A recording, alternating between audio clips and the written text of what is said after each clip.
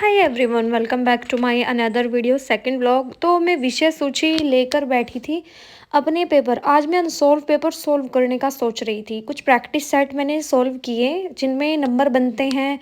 मतलब सॉल्व करने का ये फ़ायदा होता है कि हमें पता लग जाता है हम कितने पानी में हैं। तो एज अ हाउस वाइफ तो यहाँ पर 12 बज गए थे, मेरा सुबह का हाउस होल्ड हो चुका था। मैंने टाइमर सेट लगाया हुआ था ताकि टाइमर सेट से फ़ायदा होता है कितने समय में हम कितने क्वेश्चन को या तो हम समझ ले या अनसॉल्व को सॉल्व कर ले।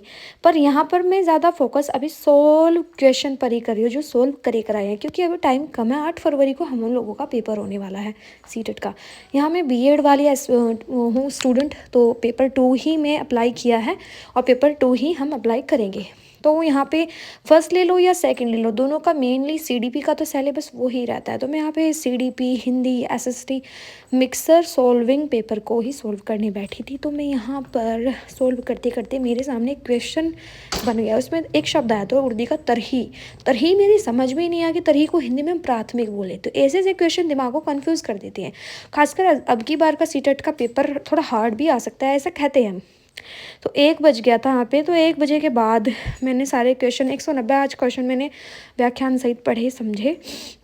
जो नहीं आए उनको बहुत गहराई से एक कॉपी पेन में नोट डाउन किया। आप भी कर सकते हैं।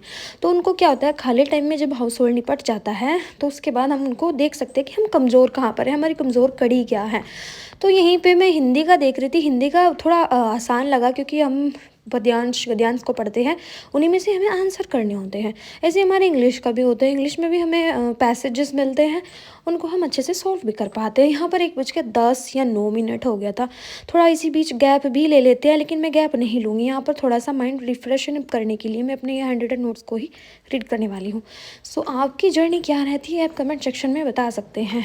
तो अपने हैंड रिटन नोट्स को एक बार रिवाइज चलती फिरती करने के बाद मैं सेक्शन 1 की जो ये सीबीएसई की बुक है अभी इसको नहीं उठाऊंगी। फिलहाल बस आपको ऐसे ही शोइंग अप कर रही हूँ। इसमें क्वेश्चन एंड आंसर ऐसे दिए होते हैं जैसे बच्चों की कॉपी में या क्लास 10th के बच्चे है ना कॉपी में लिखते हैं।